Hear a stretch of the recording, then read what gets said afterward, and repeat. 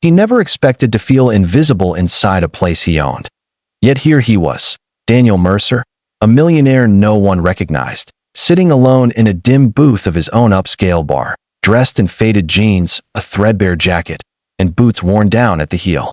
For the first time in years, no one rushed to greet him, no one smiled at him because of his money, and no one pretended to like him in hopes of a tip. But someone did notice him, and the way she noticed him changed everything. Daniel had built the bar from nothing, a tribute to his late father, who used to say, "Son, a man's true worth is measured by how he treats those who can give him nothing." The bar had grown from a small corner tavern to one of the most successful establishments in the city. But success came with its curse.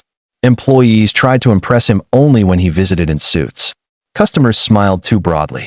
Friends became business partners, and business partners acted like friends. It had become impossible to know who was real.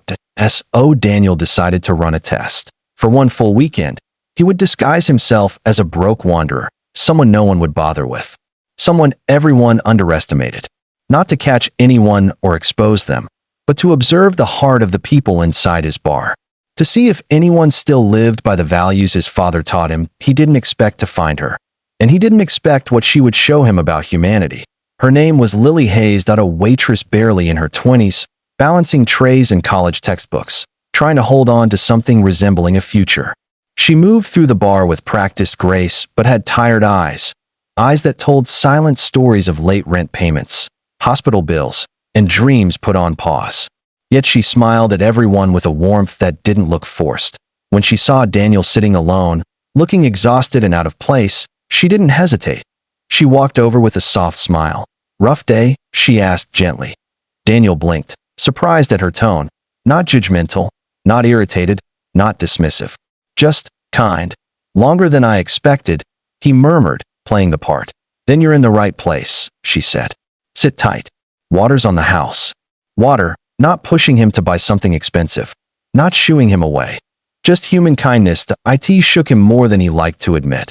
Throughout the evening, Daniel watched her. Not in a creepy way, he was studying her character. She comforted a crying teenager outside the bar, gave food to a homeless man who wandered in asking for leftovers, defended a younger waiter who got yelled at by a drunk customer, and kept her smile even when her manager snapped at her for being too slow. She never complained, but Daniel saw the truth behind her forced grace. When she thought no one was watching, she pressed her palm against her eyes, steadying herself. Her shoulders dropped. Her breaths were heavy.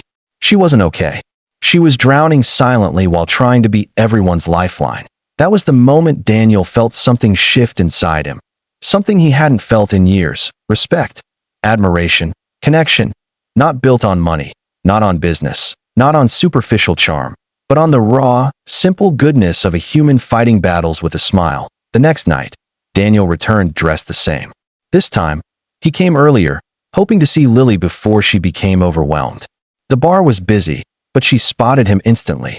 "You're back," she said with an almost relieved laugh. Daniel shrugged. "Your water was good."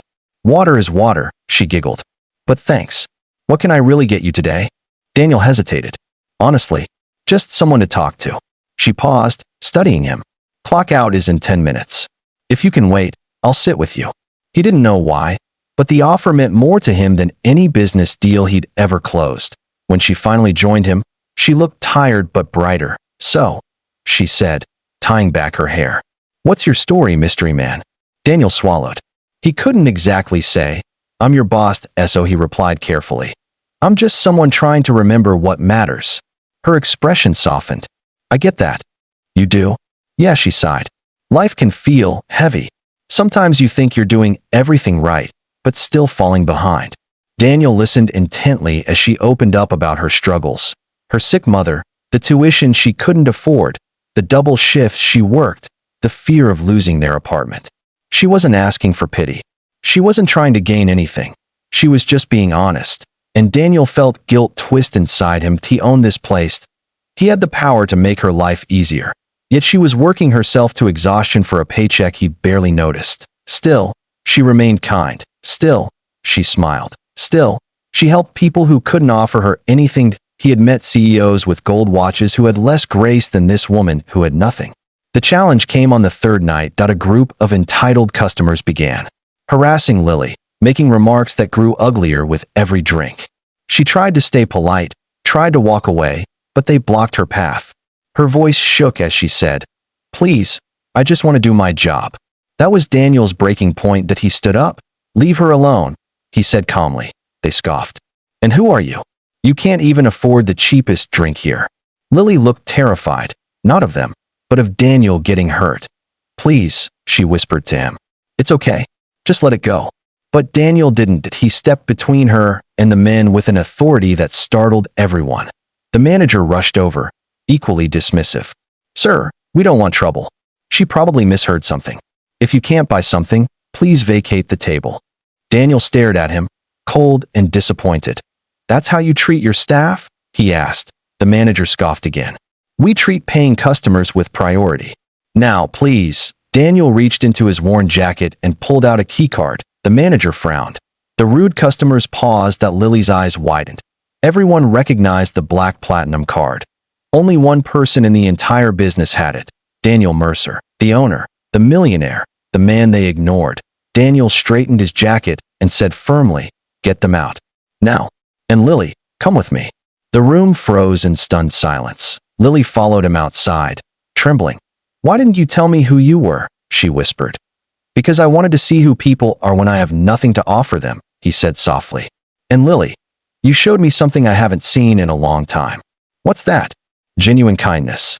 Her eyes filled, but she blinked fast to hide the tears. "You don't owe me anything. I was just doing my job." "You weren't just doing your job," Daniel countered. "You were being a good human when no one was watching."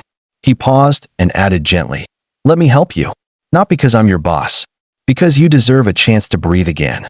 Over the next few weeks, everything changed. Daniel promoted Lily to assistant manager with a salary triple what she earned. He offered flexible shifts so she could return to college. He arranged medical support for her mother through one of his charity funds, quietly, respectfully, without making her feel like a charity case. And slowly, something blossomed between them, something warm, natural, built not on power or wealth, but on the night she handed a lonely stranger a free glass of water. Their greatest challenge became trust. Lily worried their worlds were too far apart. Daniel feared she'd never see him as anything other than the millionaire who helped her, but both kept trying. Both kept choosing honesty. Both kept showing up, and love, slow, steady, real, grew from their point. One evening, Daniel took her back to that same booth where they first spoke. "You changed my life," he told her. "No," she whispered. "You changed mine." He shook his head. "I had money, but you gave me something I lost a long time ago, faith in people." She touched his hand gently. "And you gave me a future." Daniel smiled, the kind that reached his eyes. "Lily, be part of my future too?" She didn't answer with words. She leaned in, tears shining, and hugged him so tightly he knew the answer. In the end, the millionaire who disguised himself as a broke man discovered the richest treasures aren't built from money, but from kindness, humility, and the courage to see people for who they truly are. And Lily discovered that even in the darkest struggles, staying kind, even when unnoticed, can change the path of your entire life. Red heart call to action. If this story touched your heart, please comment below and tell us your favorite part. Your thoughts mean a lot, and don't forget to like, share, and subscribe to Be Kind Always for more emotional, life-changing stories. Your support helps us create more inspiring content for you.